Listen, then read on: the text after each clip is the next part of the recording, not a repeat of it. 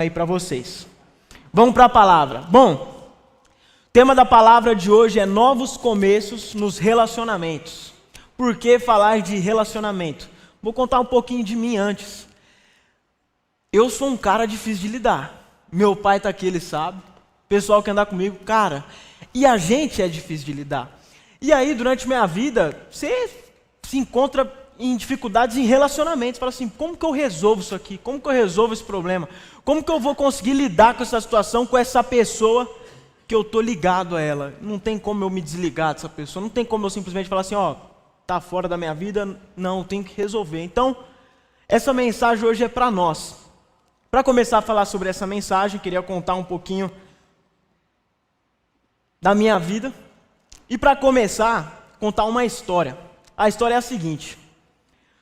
Quando a gente lá em casa decidiu ter um bichinho de estimação, a gente teve que ter uma longa conversa para decidir sobre quem iria ser a responsabilidade de cuidar da Nick. Quem que é Nick? A Nick é a nossa cachorrinha lá de casa. Tem foto da Nick aí? Eu trouxe foto da Nick. Essa é a nossa cachorrinha lá de casa, a Nick. Ela tem um bafo, irmão. Ela parece fofinha aqui, mas ela tem muito mau hálito e ela apronta e às vezes dá vontade dela ir embora. Mas ela é tão fofa que ela rouba nosso coração e a gente deixa ela fazer o que ela quer. Então a gente dá carinho nela o dia inteiro. Tudo que ela faz a gente acha fofo. Tudo, irmão. Tudo que ela faz, pode ser errado, a gente acha fofo. A gente não vê problema em ela dormir na nossa cama. A gente não liga para o cheiro de cachorro dela. Pode dormir, pode ficar, fica à vontade. A gente acha fofo. A gente não vê problema dela roncar a noite inteira. Ela ronca. Irmão, se você colocar qualquer pessoa do meu lado roncando, eu não consigo dormir, eu não prego o olho. Agora, a Nick, ela pode roncar o quanto ela quiser do meu lado. Não tem problema, eu vou achar fofo o ronco dela. Ela faz as necessidades, às vezes, no quarto. Isso a gente não acha fofo, mas a gente também, às vezes, não liga. Tá lá, é a nossa cachorrinha, a gente ama, vai fazer o quê? Só que, quando a gente recebeu a Nick, a gente deixou bem claro isso, dentro do carro, quando a gente estava indo para buscar ela, que quem cuidaria dela seria a minha mãe e a minha irmã. A Nick era delas. E todo mundo ali no carro ficou o quê? Feliz em concordar com isso. E na hora de decidir de quem era a Nick, todo mundo, não, a Nick é minha. A Nick, não, a Nick tem que ser minha. A Nick é da minha mãe. E ficou decidido que a Nick era da minha mãe e depois da minha irmã. A responsabilidade da Nick estava sobre a minha mãe e a minha irmã. Então, a minha mãe e minha irmã dão comida, a minha mãe e minha irmã escova, a minha mãe e minha irmã limpa as necessidades. É minha mãe e a minha irmã que cuida da Nick. Só que com o tempo, quando ela chegou, foi passando o tempo. E aí a gente começou a perceber que o sentimento em relação a Nick, ele vai mudando um pouco. Porque a Nick ainda é nossa cachorrinha. A gente ainda ama a Nick. Mas a gente começou a ficar um pouco cansado do trabalho que a Nick dá.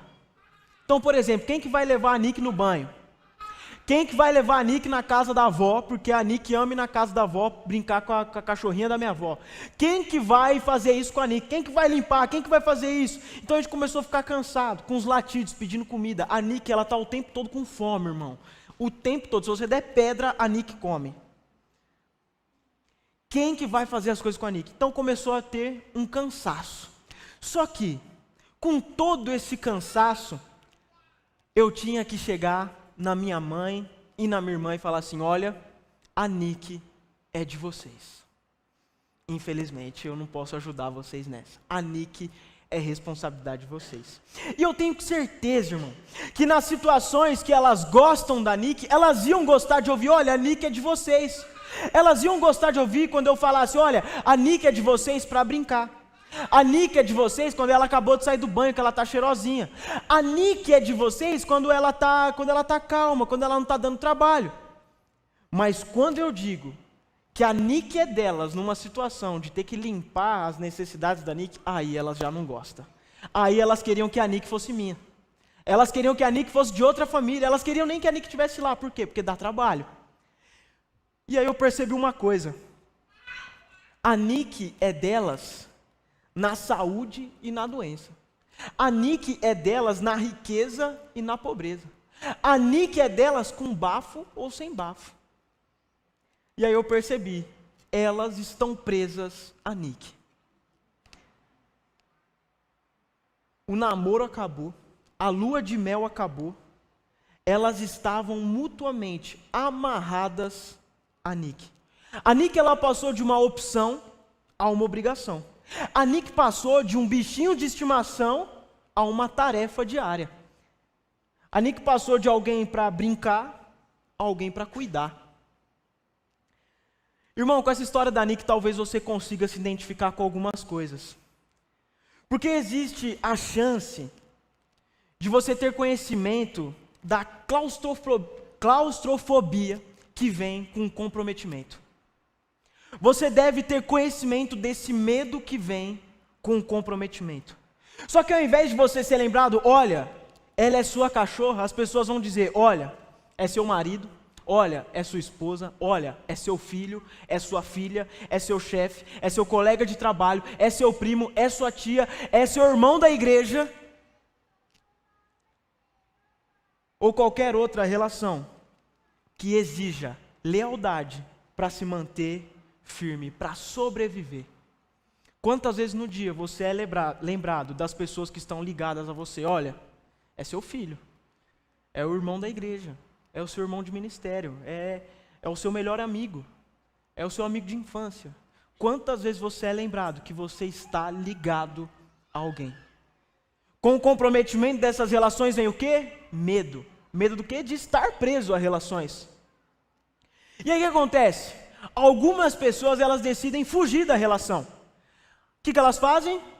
Sai do relacionamento, rompe a amizade, rompe com a família, rompe com o namoro, rompe com o noivado, e aí eles vão tentar começar de novo em outro lugar. Só que aí o que acontece? Eles são surpreendidos, porque do outro lado da cerca também existe a necessidade de lealdade e comprometimento. Outras pessoas, elas decidem lutar, só que aí com essa luta, a casa vira uma zona de combate. Irmãos, já viu aquele clima que tem em casa, assim, se for, eu não quero voltar para minha casa, não quero entrar em casa, porque se eu chegar lá, é zona de guerra. Ou então você não quer voltar para o trabalho, porque se você voltar para o trabalho, naquele ambiente de trabalho, com aqueles colegas, é um ringue de boxe. A qualquer momento alguém vai dar um gancho em alguém. E você tem que sempre pisar em ovos, porque virou uma zona de guerra, aquele local, aquele relacionamento. E as pessoas decidem lutar. E aí o que acontece? A tensão nos relacionamentos se torna uma forma de vida. E aí você se acostuma a viver nessa tensão entre os relacionamentos, sempre pisando em ovos, sempre com medo. Só que poucas pessoas descobrem outro tratamento. E esse tratamento é o perdão. Se você fosse perguntar para mim, no meu manual, qual é a receita e qual é o modelo de como acontece o perdão, eu não saberia te dizer, mas a Bíblia consegue nos dizer. Sabe por quê, irmão? Porque o próprio Jesus, ele tinha esse sentimento que você tem, o sentimento de estar ligado a alguém, preso a uma pessoa. Por 3 anos, Jesus andou com o mesmo grupo. Na maioria das vezes, ele via os mesmos rostos toda vez sentados ao redor da mesa, sentados ao redor da fogueira. Todo tempo ele estava com as mesmas pessoas.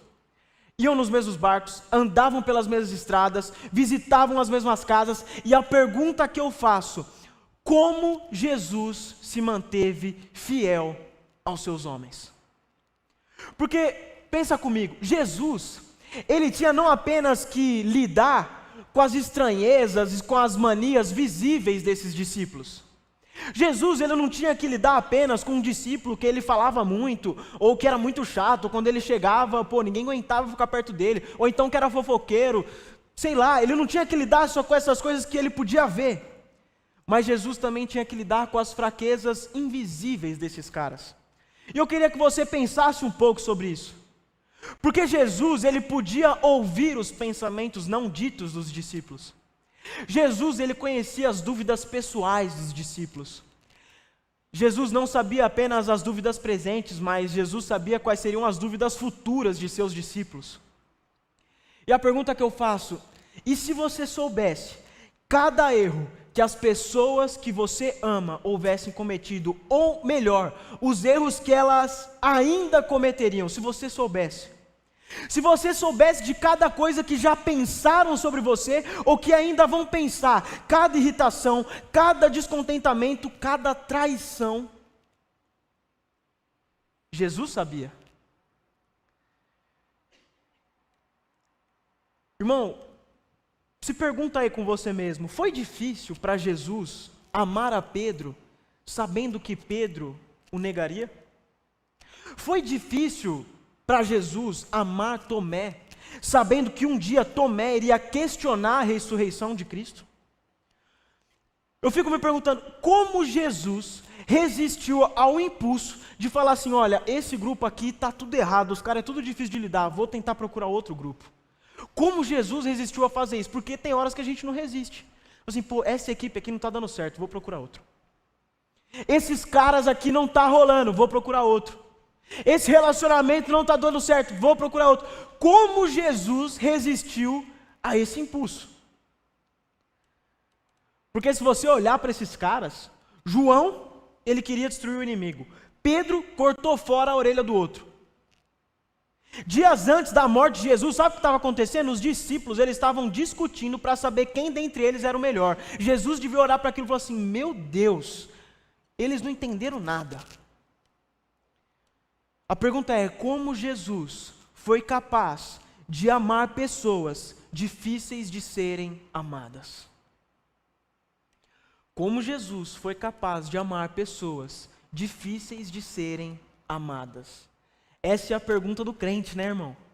Porque a gente, como crente, às vezes, e aqui eu estou falando com os crentes, se você é não crente, eu vou falar com você ainda, mas os crentes geralmente tem aquele negócio que fala assim, tem que amar, né? Aí ele pega e fala assim, tem que amar, não tem que aturar. Tem isso, né? Mas Jesus amava, aturava, andava junto, e a pergunta é, como? Como? Irmão, poucas situações na nossa vida gera pânico como estar preso a um relacionamento. Como Jesus foi capaz de amar seus discípulos?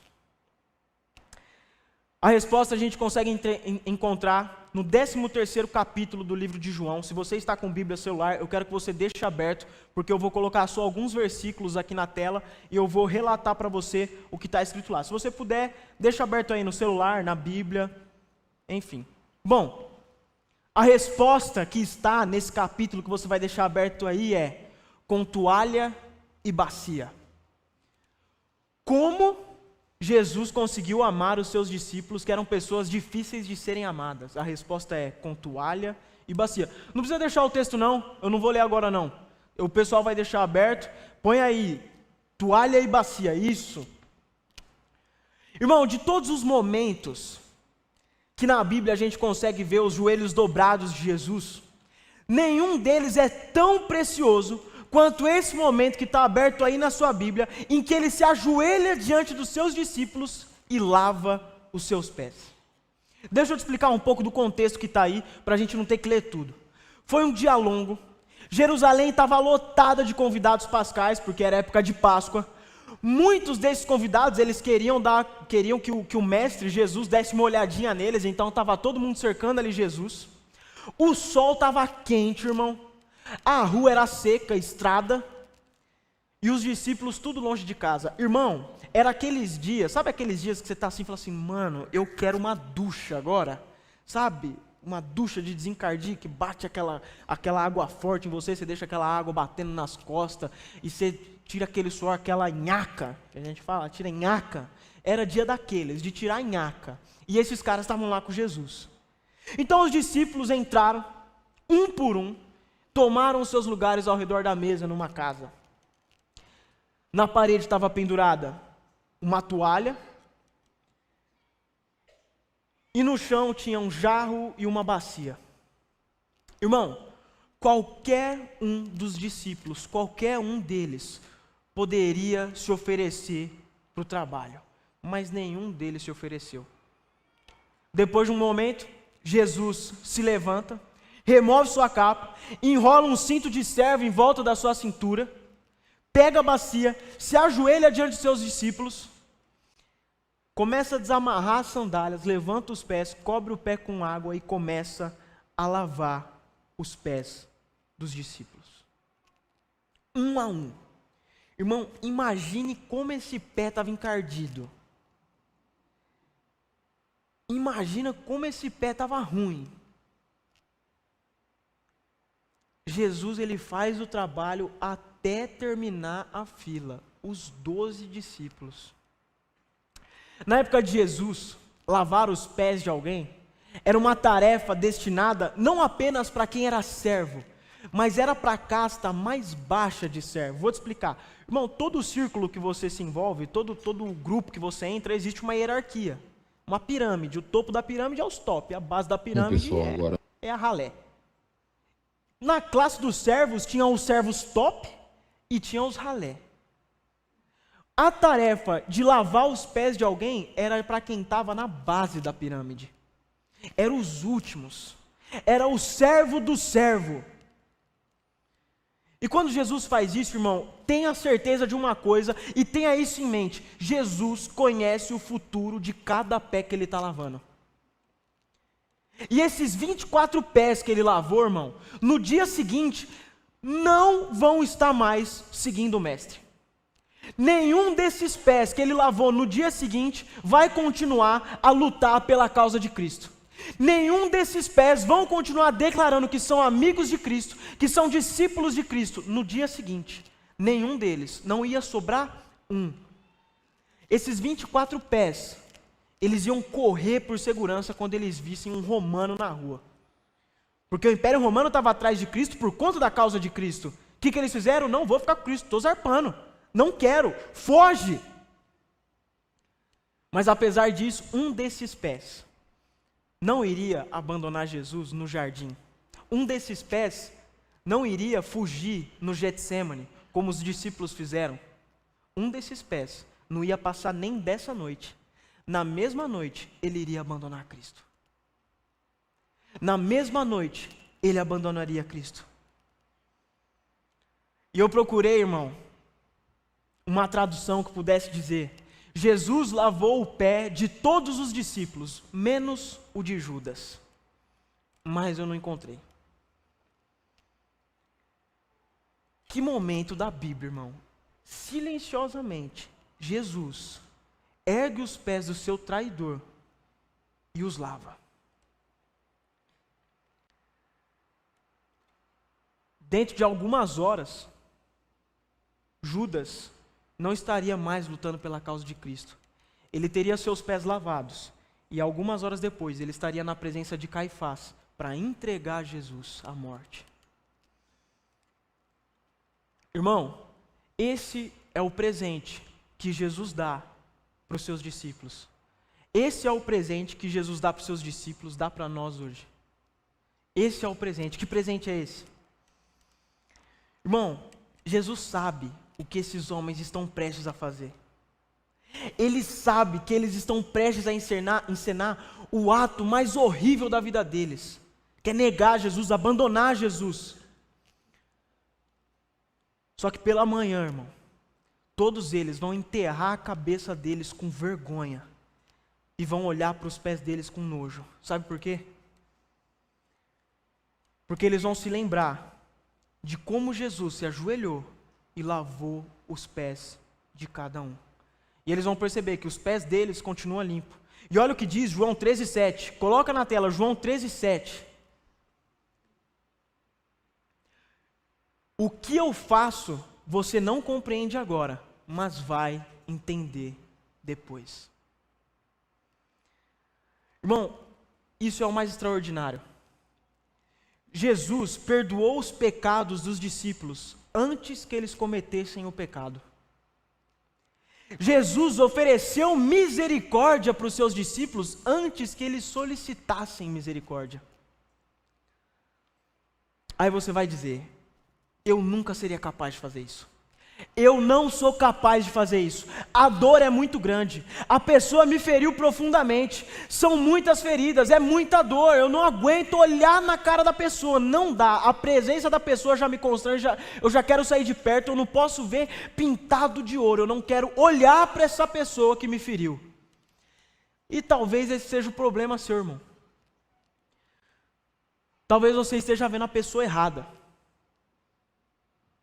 Ou pelo menos você esteja vendo muito da pessoa errada. Sabe por quê? Eu quero que você guarde isso no seu coração e, se puder, você anota isso.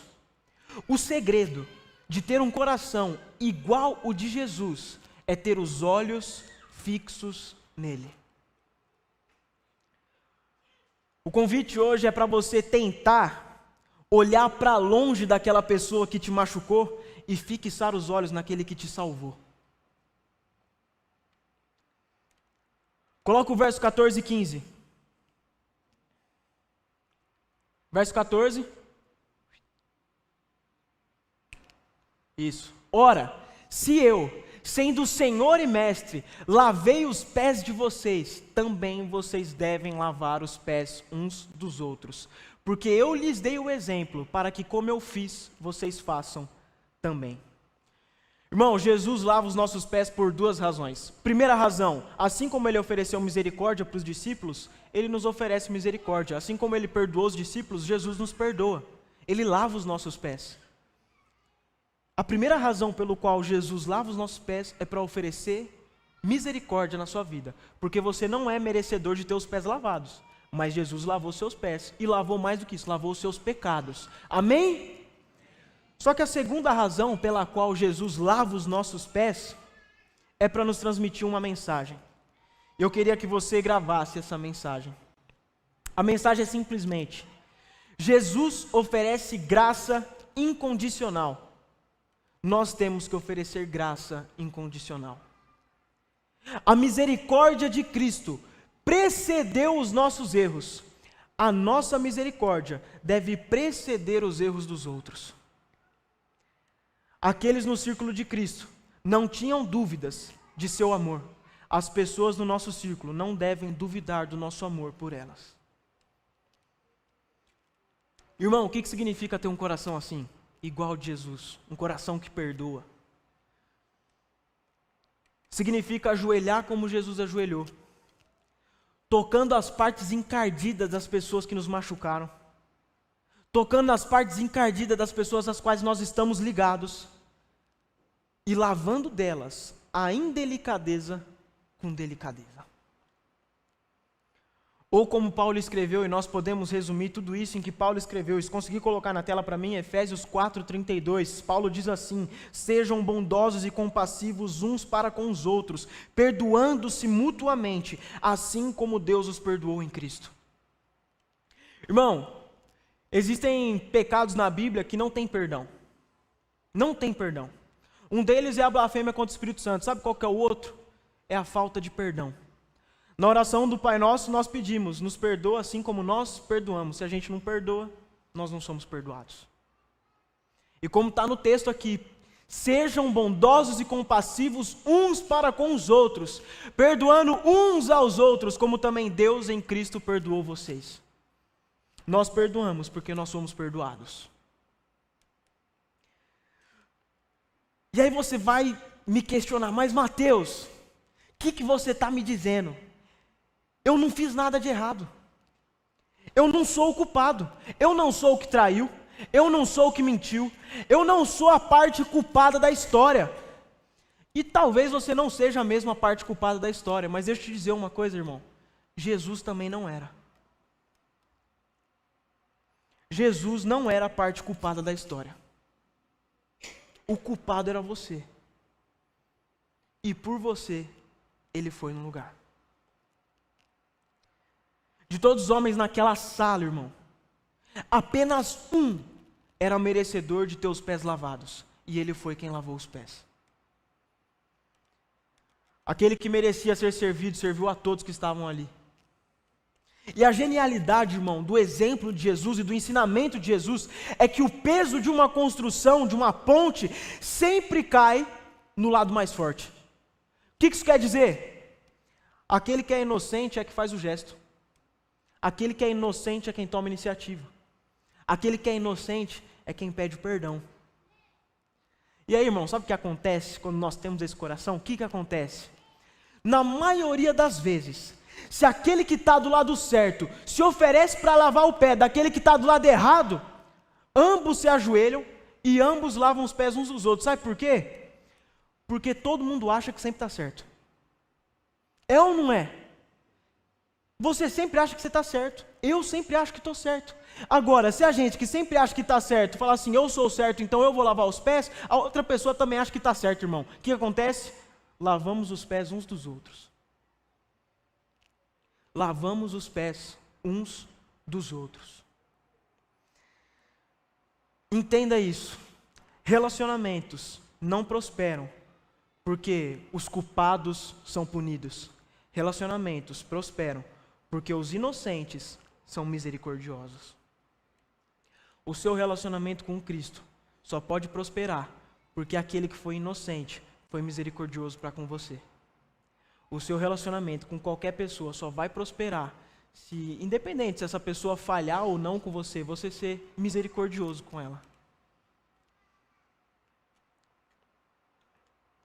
E para finalizar, eu quero contar uma história sobre o poder do perdão. Eu conheço a história de um casal que passou por uma crise.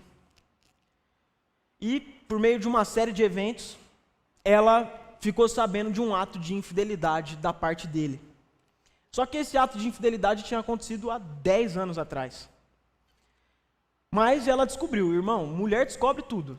Descobriu, pode ter passado 10 anos, descobriu. E aí eles começaram a passar por essa crise. E aí eles começaram a seguir recomendações de um pastor conselheiro. E uma das recomendações foi, larga o trabalho, tira férias e viaja por vários dias vocês. Porque uma decisão eles tinham que tomar ali. Então, nessa viagem, eles tinham que tomar a decisão se separariam, se brigariam ou se perdoariam. Então eles oraram, conversaram, caminharam, refletiram. E nesse caso, a esposa, ela estava totalmente certa, irmão. Ela tinha todos os motivos do mundo para sair fora. Ou ela poderia ter ficado e feito da vida dele um inferno. Porque nas duas ocasiões, a gente conhece, e você deve conhecer, mulheres que foram embora por muito menos, e você deve conhecer mulher que fez da vida do marido um inferno por muito menos. Ela podia tomar essa decisão. Mas na 10ª noite da viagem, ela deixou um cartão sobre o travesseiro dele e ele encontrou esse cartão. E no cartão estava escrito: prefiro fazer nada com você do que fazer qualquer coisa no mundo sem você. Eu te amo. Olha que bonitinho. O cartão, irmão, ele poderia muito bem ter sido uma bacia. E a caneta poderia muito bem ter sido um jarro de água que dali despejou graça e misericórdia na vida dele. O que eu quero dizer hoje para você é que certos conflitos, certas brigas, podem ser resolvidas apenas com toalha e bacia. Existe algum relacionamento no seu mundo que está sedento por misericórdia? Existe alguém sentado ao redor da sua mesa que precisa ser assegurado da sua graça e misericórdia? Porque Jesus assegurou para todos os discípulos, nunca duvidariam do seu amor. A pergunta é, por que a gente não faz o mesmo hoje? Eu gostaria que você ficasse de pé.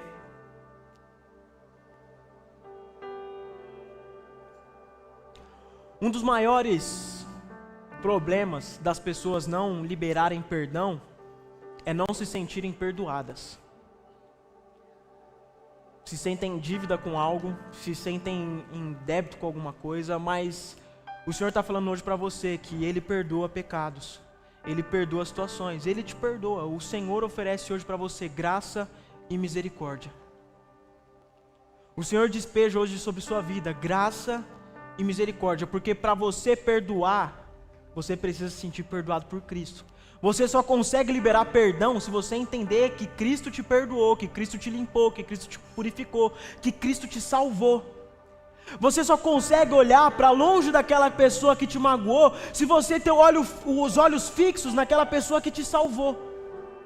Você só vai conseguir manter os seus relacionamentos saudáveis se os seus olhos estiverem fixos em Jesus.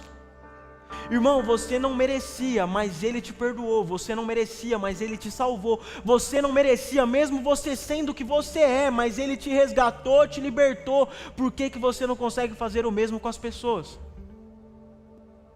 Irmão, a pessoa pode ter te machucado, a pessoa pode ter te traído, a pessoa pode ter feito tudo. Nós fizemos isso com Cristo. Nós viramos as costas para Cristo. Mas mesmo assim, Ele nos deu a mão. Mesmo assim, Ele olhou para nós e falou assim: olha, você não merece, você me negou, você me deixou de lado, você me tratou mal, você se esqueceu de mim, mas eu te chamo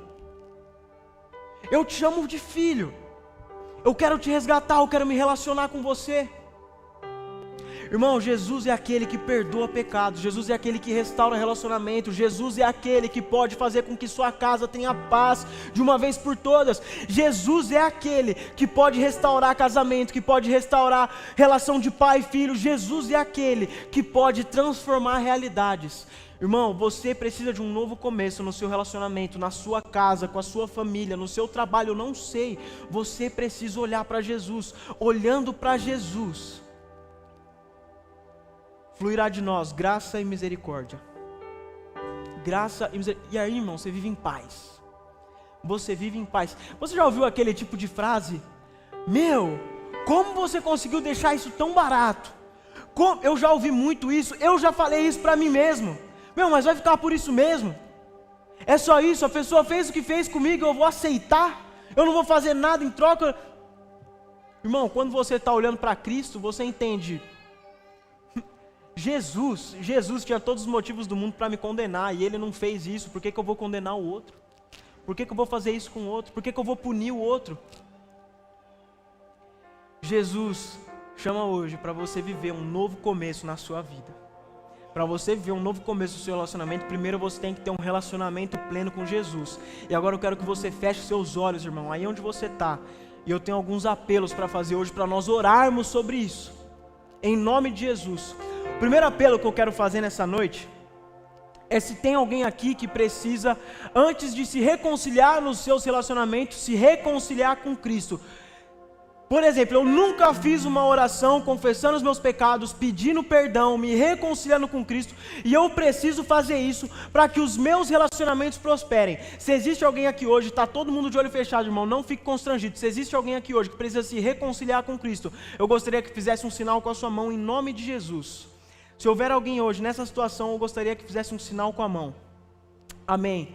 O segundo apelo é para aquelas pessoas que já fizeram uma oração se reconciliando com Cristo, mas hoje estão afastadas de Cristo, e queriam voltar para Ele, precisam do perdão dEle de novo. Se existe alguém aqui que quer voltar, quer mudar a rota de novo, quer voltar para os braços do Pai, eu gostaria também que fizesse um sinal com a sua mão, em nome de Jesus. Se existe alguém aqui nessa situação, eu gostaria que fizesse esse sinal. Amém, amém, glória a Deus. Glória a Deus. E meu último apelo é para aquelas pessoas que são reconciliadas com Cristo, mas precisam hoje decidir por oferecer graça e misericórdia na vida de alguém que te machucou. Irmão, aqui não é se você machucou alguém, agora com a pessoa que te feriu, que te machucou, você precisa reconciliar. Se existe alguém aqui hoje, eu gostaria que também fizesse um sinal com a mão. Amém, glória a Deus. Vocês que levantaram a mão, eu gostaria que viesse aqui na frente para nós orarmos juntos. Todos vocês que levantaram as mãos, eu gostaria muito que viesse aqui para nós orarmos juntos. Nós temos uma equipe de Novos Começos que vai orar com vocês. A nossa equipe está espalhada pela igreja, vai encontrar você aí onde você estiver.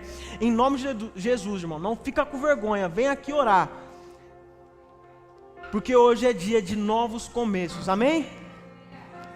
Para a igreja que ficou no seu lugar, eu gostaria que você aplaudisse em nome de Jesus pelo que o Senhor tem feito no nosso meio, e glorificasse a Deus e orasse junto comigo por essas pessoas que decidiram viver um novo começo, em nome de Jesus. Senhor Jesus, muito obrigado, Pai, Muito obrigado porque nós estamos aqui diante da Tua presença.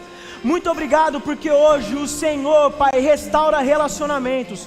Muito obrigado, Senhor, porque hoje o Senhor transforma relações com o Senhor, Pai. O Senhor vem sobre esse lugar, Pai, e cura, transforma, reata, liberta, Jesus. Nós cremos que o Senhor Jesus visita corações hoje, Pai.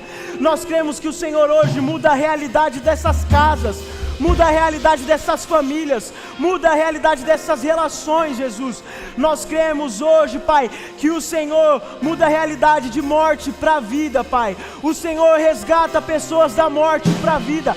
O Senhor traz de volta a vida a essas casas, a essas famílias, a essas pessoas. Nós declaramos que o Teu Espírito Santo habita nesse lugar, habita nessas vidas, Jesus.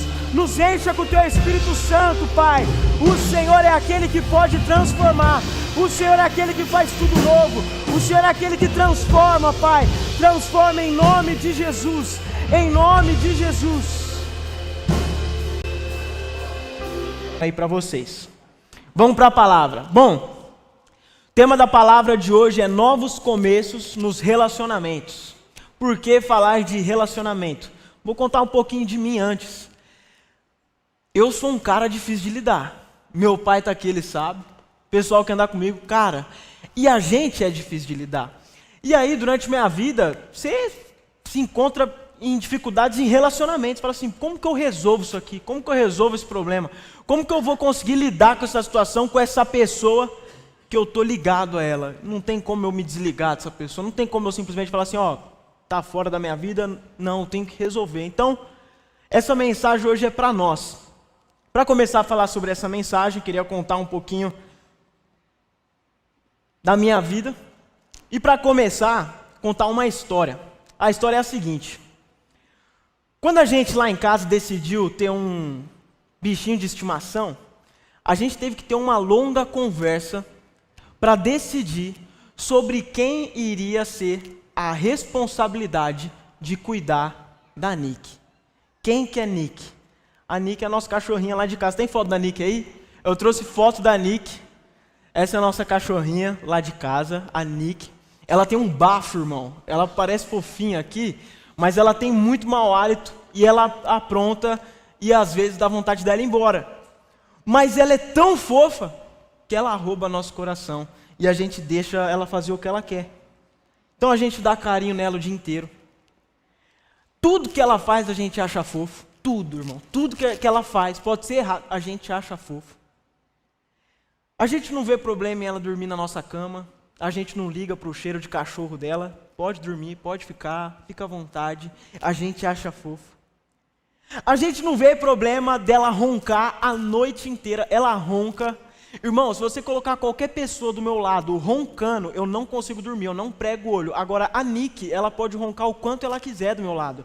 Não tem problema, eu vou achar fofo o ronco dela. Ela faz as necessidades, às vezes, no quarto. Isso a gente não acha fofo, mas a gente também, às vezes, não liga. Tá lá, é a nossa cachorrinha, a gente ama, vai fazer o quê? Só que, quando a gente recebeu a Nick, a gente deixou bem claro isso, dentro do carro, quando a gente estava indo para buscar ela, que quem cuidaria dela seria a minha mãe e a minha irmã. A Nick era delas.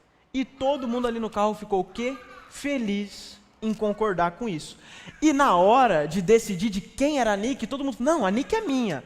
A Nick, não, a Nick tem que ser minha. A Nick é da minha mãe, e ficou decidido que a Nick era da minha mãe e depois da minha irmã. A responsabilidade da Nick estava sobre a minha mãe e a minha irmã. Então, a minha mãe e minha irmã dão comida, a minha mãe e minha irmã escova, a minha mãe e minha irmã limpam as necessidades. É minha mãe e a minha irmã que cuida da Nick. Só que com o tempo, quando ela chegou, foi passando o tempo. E aí a gente começou a perceber que o sentimento em relação a Nick, ele vai mudando um pouco. Porque a Nick ainda é nossa cachorrinha. A gente ainda ama a Nick. Mas a gente começou a ficar um pouco cansado do trabalho que a Nick dá. Então, por exemplo, quem que vai levar a Nick no banho? Quem que vai levar a Nick na casa da avó, porque a Nick ama ir na casa da avó, brincar com a cachorrinha da minha avó? Quem que vai fazer isso com a Nick? Quem que vai limpar? Quem que vai fazer isso? Então a gente começou a ficar cansado, com os latidos, pedindo comida. A Nick, ela está o tempo todo com fome, irmão. O tempo todo. Se você der pedra, a Nick come. Quem que vai fazer as coisas com a Nick? Então começou a ter um cansaço. Só que, com todo esse cansaço, eu tinha que chegar na minha mãe e na minha irmã e falar assim: olha, a Nick é de vocês. Infelizmente, eu não posso ajudar vocês nessa. A Nick é responsabilidade de vocês. E eu tenho certeza, irmão, que nas situações que elas gostam da Nick, elas iam gostar de ouvir: olha, a Nick é de vocês. Elas iam gostar de ouvir quando eu falasse: olha, a Nick é de vocês para brincar. A Nick é de vocês quando ela acabou de sair do banho, que ela está cheirosinha. A Nick é de vocês quando ela tá calma, quando ela não está dando trabalho. Mas quando eu digo que a Nick é delas numa situação de ter que limpar as necessidades da Nick, aí elas já não gostam. Aí elas queriam que a Nick fosse minha. Elas queriam que a Nick fosse de outra família. Elas queriam nem que a Nick estivesse lá. Por quê? Porque dá trabalho. E aí eu percebi uma coisa. A Nick é delas na saúde e na doença. A Nick é delas na riqueza e na pobreza. A Nick é delas com bafo ou sem bafo. E aí eu percebi, elas estão presas a Nick. O namoro acabou, a lua de mel acabou, elas estavam mutuamente amarradas a Nick. A Nick, ela passou de uma opção a uma obrigação. A Nick passou de um bichinho de estimação a uma tarefa diária. A Nick passou de alguém para brincar a alguém para cuidar. Irmão, com essa história da Nick, talvez você consiga se identificar com algumas coisas. Porque existe a chance de você ter conhecimento da claustrofobia que vem com o comprometimento. Você deve ter conhecimento desse medo que vem com o comprometimento. Só que ao invés de você ser lembrado: olha, ela é sua cachorra, as pessoas vão dizer: olha, é seu marido, olha, é sua esposa, olha, é seu filho, é sua filha, é seu chefe, é seu colega de trabalho, é seu primo, é sua tia, é seu irmão da igreja, ou qualquer outra relação que exija lealdade para se manter firme, para sobreviver. Quantas vezes no dia você é lembrado das pessoas que estão ligadas a você? Olha, é seu filho, é o irmão da igreja, é o seu irmão de ministério, é o seu melhor amigo, é o seu amigo de infância. Quantas vezes você é lembrado que você está ligado a alguém? Com o comprometimento dessas relações vem o quê? Medo. Medo do quê? De estar preso a relações. E aí o que acontece? Algumas pessoas, elas decidem fugir da relação. O que elas fazem? Sai do relacionamento, rompe a amizade, rompe com a família, rompe com o namoro, rompe com o noivado, e aí eles vão tentar começar de novo em outro lugar. Só que aí o que acontece? Eles são surpreendidos, porque do outro lado da cerca também existe a necessidade de lealdade e comprometimento. Outras pessoas, elas decidem lutar. Só que aí com essa luta, a casa vira uma zona de combate. Irmãos, já viu aquele clima que tem em casa, assim, se for, eu não quero voltar para minha casa, não quero entrar em casa, porque se eu chegar lá, é zona de guerra. Ou então você não quer voltar para o trabalho, porque se você voltar para o trabalho, naquele ambiente de trabalho, com aqueles colegas, é um ringue de boxe. A qualquer momento alguém vai dar um gancho em alguém. E você tem que sempre pisar em ovos, porque virou uma zona de guerra aquele local, aquele relacionamento. E as pessoas decidem lutar. E aí o que acontece? A tensão nos relacionamentos se torna uma forma de vida. E aí você se acostuma a viver nessa tensão entre os relacionamentos, sempre pisando em ovos, sempre com medo. Só que poucas pessoas descobrem outro tratamento. E esse tratamento é o perdão. Se você fosse perguntar para mim, no meu manual, qual é a receita e qual é o modelo de como acontece o perdão, eu não saberia te dizer, mas a Bíblia consegue nos dizer. Sabe por quê, irmão? Porque o próprio Jesus, ele tinha esse sentimento que você tem, o sentimento de estar ligado a alguém, preso a uma pessoa. Por 3 anos, Jesus andou com o mesmo grupo. Na maioria das vezes, ele via os mesmos rostos toda vez sentados ao redor da mesa, sentados ao redor da fogueira. Todo tempo ele estava com as mesmas pessoas.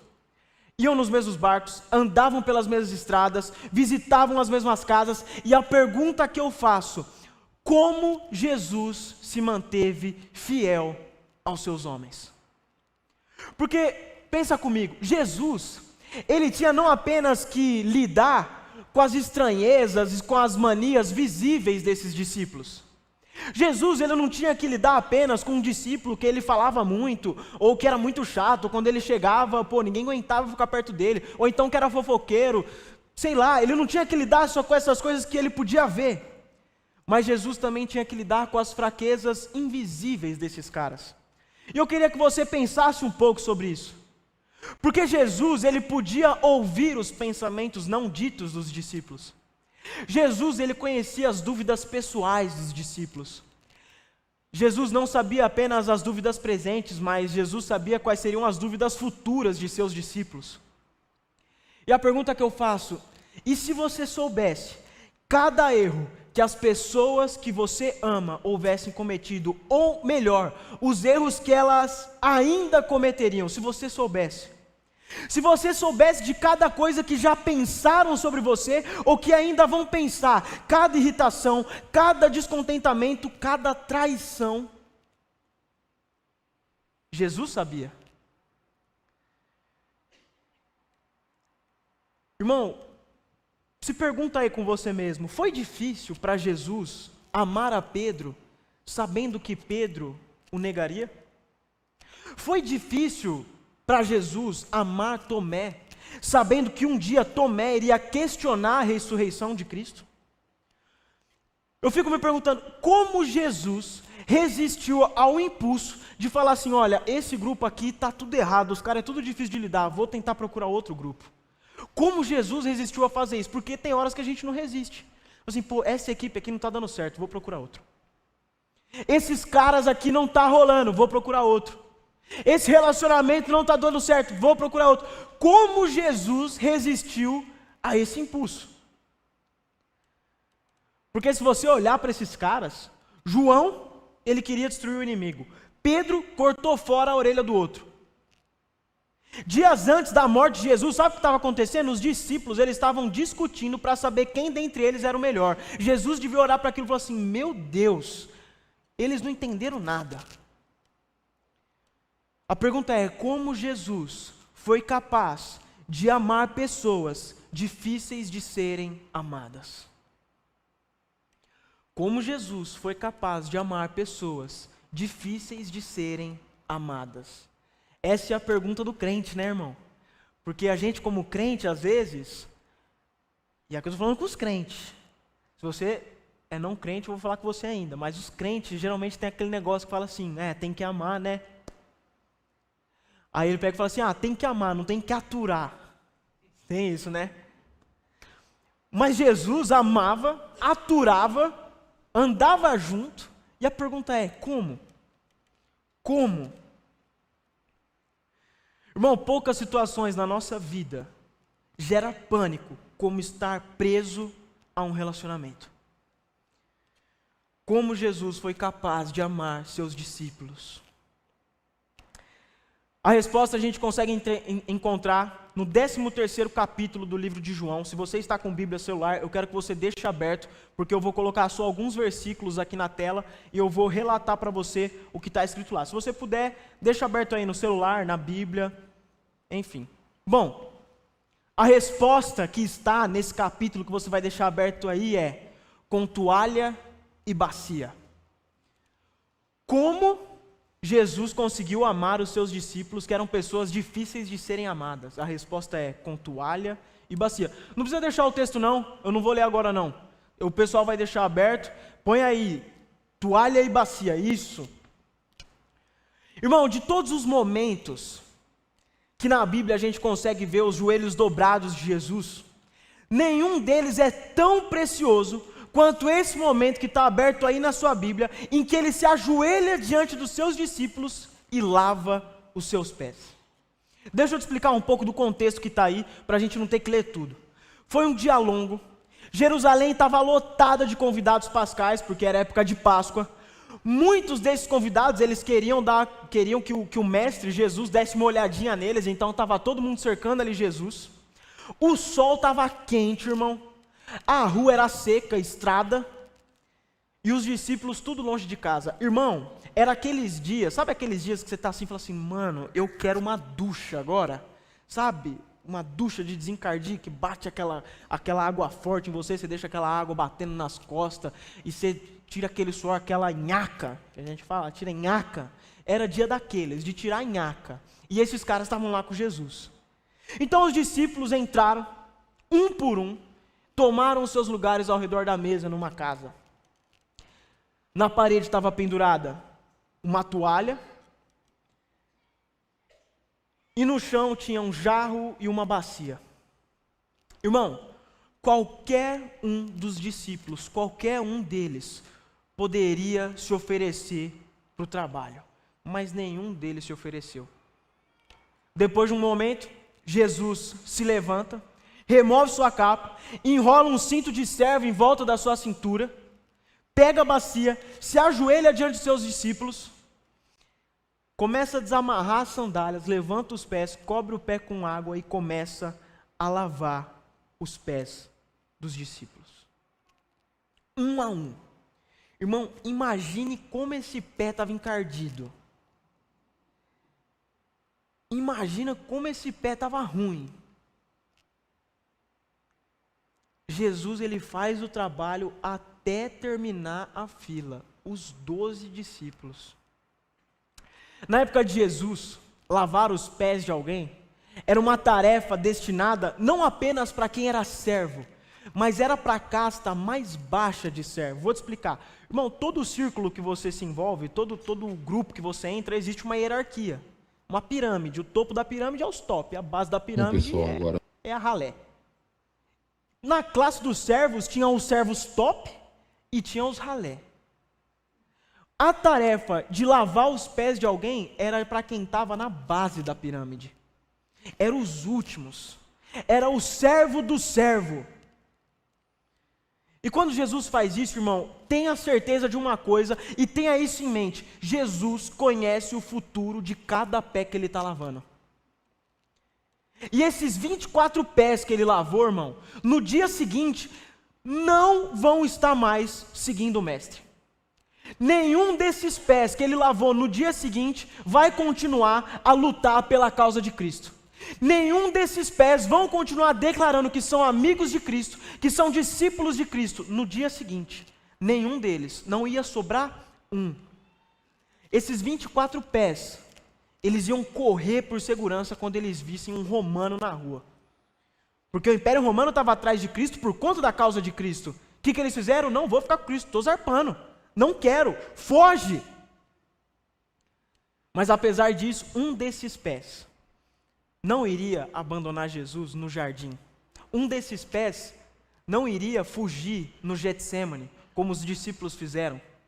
Um desses pés não ia passar nem dessa noite. Na mesma noite, ele iria abandonar Cristo. Na mesma noite, ele abandonaria Cristo.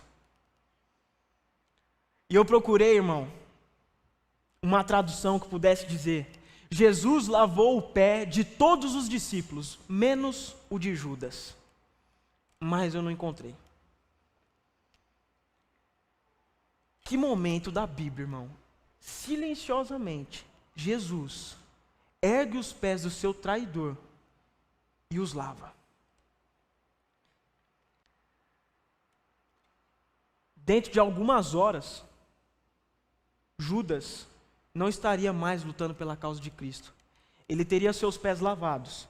E algumas horas depois, ele estaria na presença de Caifás para entregar Jesus à morte. Irmão, esse é o presente que Jesus dá para os seus discípulos. Esse é o presente que Jesus dá para os seus discípulos, dá para nós hoje. Esse é o presente. Que presente é esse? Irmão, Jesus sabe o que esses homens estão prestes a fazer. Ele sabe que eles estão prestes a encenar o ato mais horrível da vida deles, que é negar Jesus, abandonar Jesus. Só que pela manhã, irmão, todos eles vão enterrar a cabeça deles com vergonha e vão olhar para os pés deles com nojo. Sabe por quê? Porque eles vão se lembrar de como Jesus se ajoelhou e lavou os pés de cada um. E eles vão perceber que os pés deles continuam limpos. E olha o que diz João 13,7. Coloca na tela João 13,7. O que eu faço, você não compreende agora, mas vai entender depois. Irmão, isso é o mais extraordinário. Jesus perdoou os pecados dos discípulos antes que eles cometessem o pecado. Jesus ofereceu misericórdia para os seus discípulos antes que eles solicitassem misericórdia. Aí você vai dizer: eu nunca seria capaz de fazer isso. Eu não sou capaz de fazer isso. A dor é muito grande. A pessoa me feriu profundamente. São muitas feridas, é muita dor. Eu não aguento olhar na cara da pessoa. Não dá. A presença da pessoa já me constrange. Eu já quero sair de perto. Eu não posso ver pintado de ouro. Eu não quero olhar para essa pessoa que me feriu. E talvez esse seja o problema seu, irmão. Talvez você esteja vendo a pessoa errada. Ou pelo menos você esteja vendo muito da pessoa errada. Sabe por quê? Eu quero que você guarde isso no seu coração e, se puder, você anota isso. O segredo de ter um coração igual o de Jesus é ter os olhos fixos nele. O convite hoje é para você tentar olhar para longe daquela pessoa que te machucou e fixar os olhos naquele que te salvou. Coloca o verso 14 e 15. Verso 14. Isso. Ora, se eu, sendo Senhor e Mestre, lavei os pés de vocês, também vocês devem lavar os pés uns dos outros. Porque eu lhes dei o exemplo, para que, como eu fiz, vocês façam também. Irmão, Jesus lava os nossos pés por duas razões. Primeira razão, assim como ele ofereceu misericórdia para os discípulos, ele nos oferece misericórdia. Assim como ele perdoou os discípulos, Jesus nos perdoa. Ele lava os nossos pés.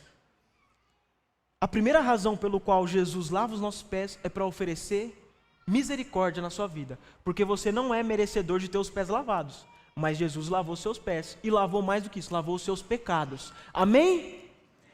Só que a segunda razão pela qual Jesus lava os nossos pés é para nos transmitir uma mensagem. Eu queria que você gravasse essa mensagem. A mensagem é simplesmente: Jesus oferece graça incondicional. Nós temos que oferecer graça incondicional. A misericórdia de Cristo precedeu os nossos erros. A nossa misericórdia deve preceder os erros dos outros. Aqueles no círculo de Cristo não tinham dúvidas de seu amor.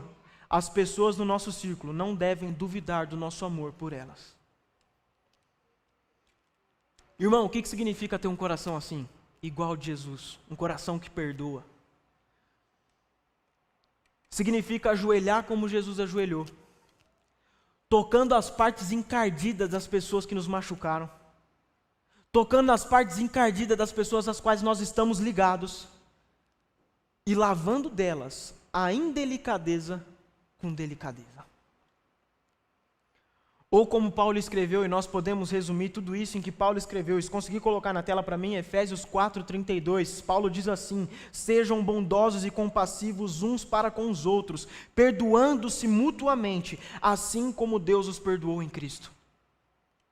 Irmão, existem pecados na Bíblia que não tem perdão. Não tem perdão. Um deles é a blasfêmia contra o Espírito Santo. Sabe qual que é o outro?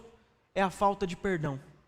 Na oração do Pai Nosso nós pedimos: nos perdoa assim como nós perdoamos. Se a gente não perdoa, nós não somos perdoados.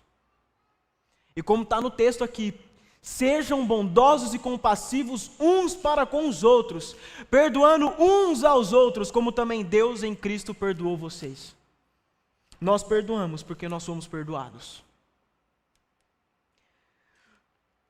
E aí você vai me questionar, mas Mateus, o que você está me dizendo? Eu não fiz nada de errado. Eu não sou o culpado. Eu não sou o que traiu. Eu não sou o que mentiu. Eu não sou a parte culpada da história. E talvez você não seja mesmo a parte culpada da história, mas deixa eu te dizer uma coisa, irmão. Jesus também não era. Jesus não era a parte culpada da história. O culpado era você. E por você, ele foi no lugar. De todos os homens naquela sala, irmão, apenas um era merecedor de ter os pés lavados. E ele foi quem lavou os pés. Aquele que merecia ser servido, serviu a todos que estavam ali. E a genialidade, irmão, do exemplo de Jesus e do ensinamento de Jesus é que o peso de uma construção, de uma ponte, sempre cai no lado mais forte. O que isso quer dizer? Aquele que é inocente é que faz o gesto. Aquele que é inocente é quem toma iniciativa. Aquele que é inocente é quem pede o perdão. E aí, irmão, sabe o que acontece quando nós temos esse coração? O que acontece? Na maioria das vezes, se aquele que está do lado certo se oferece para lavar o pé daquele que está do lado errado, ambos se ajoelham e ambos lavam os pés uns dos outros. Sabe por quê? Porque todo mundo acha que sempre está certo.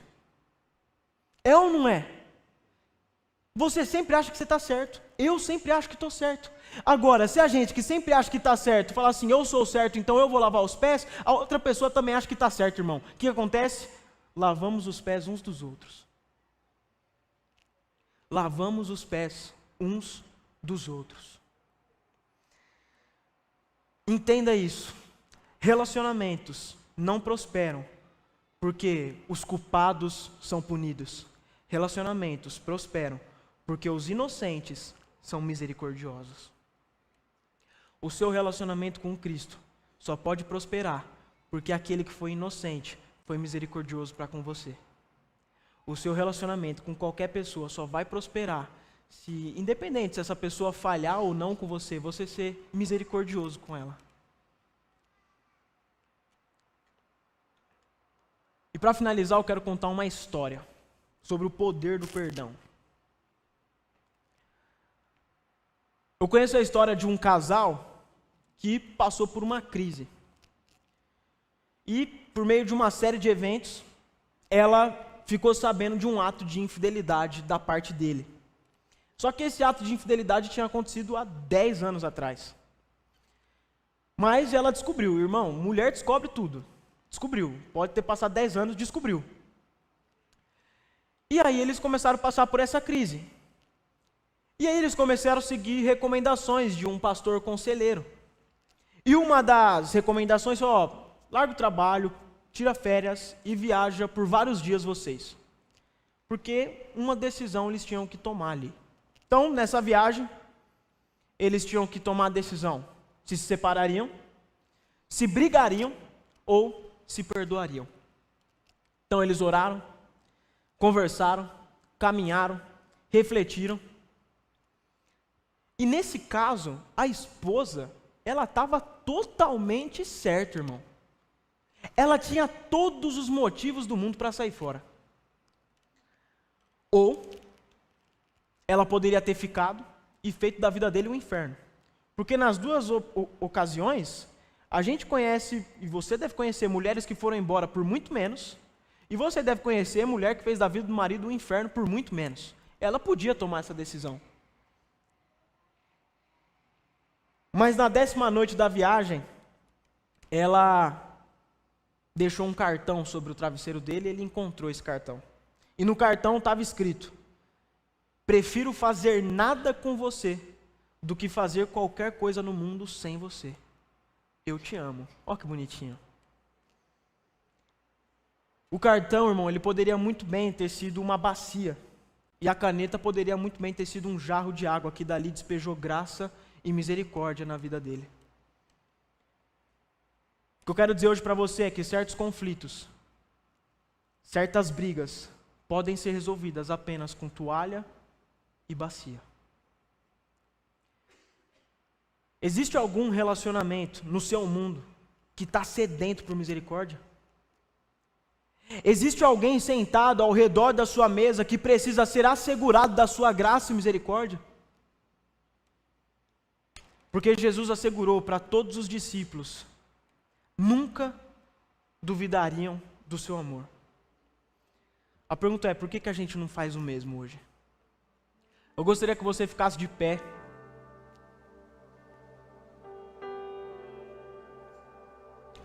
Um dos maiores problemas das pessoas não liberarem perdão é não se sentirem perdoadas. Se sentem em dívida com algo, se sentem em débito com alguma coisa, mas o Senhor está falando hoje para você que Ele perdoa pecados, Ele perdoa situações, Ele te perdoa. O Senhor oferece hoje para você graça e misericórdia. O Senhor despeja hoje sobre sua vida graça e misericórdia, porque para você perdoar, você precisa se sentir perdoado por Cristo. Você só consegue liberar perdão se você entender que Cristo te perdoou, que Cristo te limpou, que Cristo te purificou, que Cristo te salvou. Você só consegue olhar para longe daquela pessoa que te magoou se você ter os olhos fixos naquela pessoa que te salvou.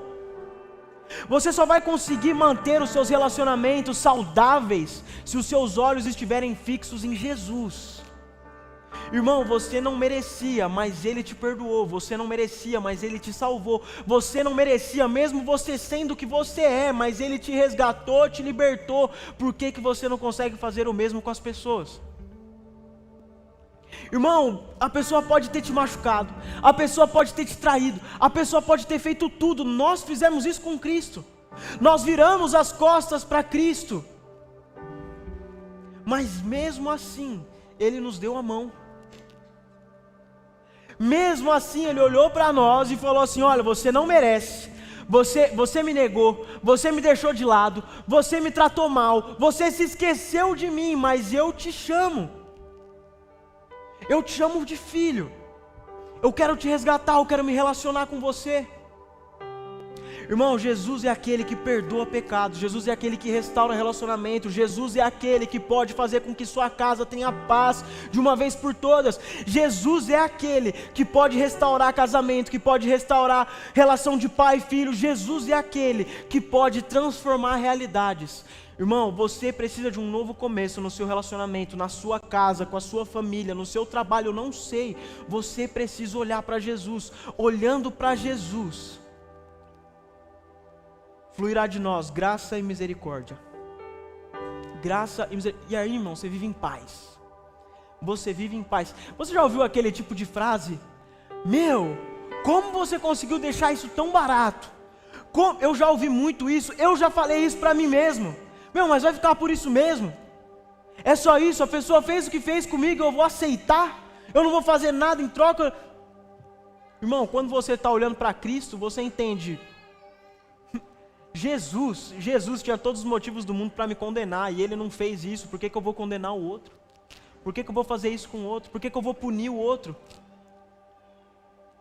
Jesus chama hoje para você viver um novo começo na sua vida.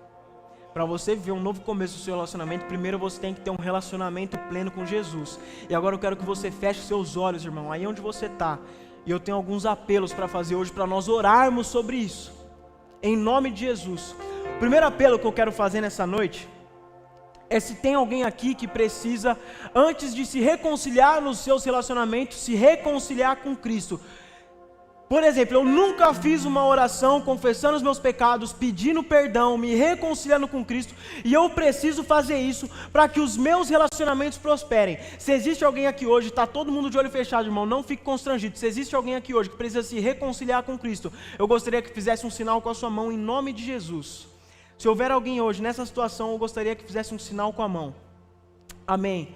O segundo apelo é para aquelas pessoas que já fizeram uma oração se reconciliando com Cristo, mas hoje estão afastadas de Cristo e queriam voltar para Ele, precisam do perdão dele de novo. Se existe alguém aqui que quer voltar, quer mudar a rota de novo, quer voltar para os braços do Pai, eu gostaria também que fizesse um sinal com a sua mão, em nome de Jesus. Se existe alguém aqui nessa situação, eu gostaria que fizesse esse sinal. Amém, amém, glória a Deus. Glória a Deus. E meu último apelo é para aquelas pessoas que são reconciliadas com Cristo, mas precisam hoje decidir por oferecer graça e misericórdia na vida de alguém que te machucou. Irmão, aqui não é se você machucou alguém, agora com a pessoa que te feriu, que te machucou, você precisa reconciliar. Se existe alguém aqui hoje, eu gostaria que também fizesse um sinal com a mão. Amém, glória a Deus. Vocês que levantaram a mão, eu gostaria que viesse aqui na frente para nós orarmos juntos. Todos vocês que levantaram as mãos, eu gostaria muito que viesse aqui para nós orarmos juntos. Nós temos uma equipe de Novos Começos que vai orar com vocês. A nossa equipe está espalhada pela igreja, vai encontrar você aí onde você estiver. Em nome de Jesus, irmão, não fica com vergonha, vem aqui orar. Porque hoje é dia de novos começos, amém?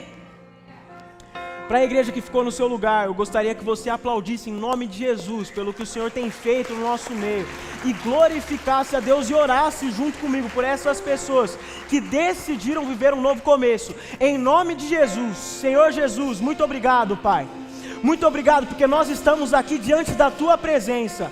Muito obrigado porque hoje o Senhor, Pai, restaura relacionamentos. Muito obrigado, Senhor, porque hoje o Senhor transforma relações com o Senhor, Pai. O Senhor vem sobre esse lugar, Pai, e cura, transforma, reata, liberta, Jesus. Nós cremos que o Senhor Jesus visita corações hoje, Pai. Nós cremos que o Senhor hoje muda a realidade dessas casas, muda a realidade dessas famílias, muda a realidade dessas relações, Jesus. Nós cremos hoje, Pai, que o Senhor muda a realidade de morte para a vida, Pai. O Senhor resgata pessoas da morte para a vida. O Senhor traz de volta a vida a essas casas, a essas famílias, a essas pessoas. Nós declaramos que o Teu Espírito Santo habita nesse lugar, habita nessas vidas, Jesus. Nos encha com o Teu Espírito Santo, Pai. O Senhor é aquele que pode transformar. O Senhor é aquele que faz tudo novo. O Senhor é aquele que transforma, Pai. Transforma em nome de Jesus. Em nome de Jesus.